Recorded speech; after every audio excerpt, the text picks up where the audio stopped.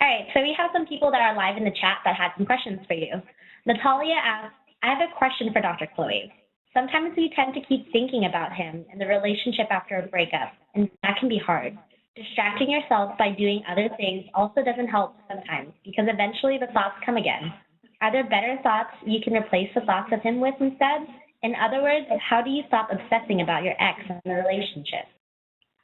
Okay, wow, good stuff, good stuff. I always have to remind people that thoughts of the ex are actually normal, and we have to learn just how to experience them and let them pass without thinking that we have to necessarily have a technique that's going to erase the ex from our minds. So it's, first of all, we have to just kind of recognize that sometimes you can have a thought about your ex and just not get alarmed about it and let it go and not react to it. It's kind of a Buddhist mindfulness meditation type of technique. But I'd love to actually share my screen because I do have some tips that I put together. Would this be a good time perhaps to do that? Please, go ahead. Okay. So everyone, while Dr. Chloe's setting this up, what you're going to see is her desktop, and she has a presentation for you guys, and she'll just go through it. If you'd like her presentation, please email anxiety.org or message us on Facebook or message Dr. Chloe, and we'll send it over.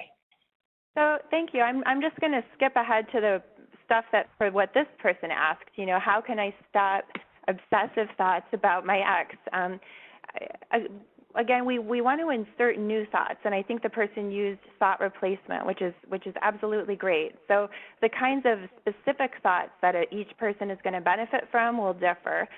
So it could be anything from, I know that my partner is out there still, you know, or again, whatever your particular issue is, you would want to work with a friend to come up with some empowering statements that you want to insert. You know, even if if you had a really bad relationship with your ex.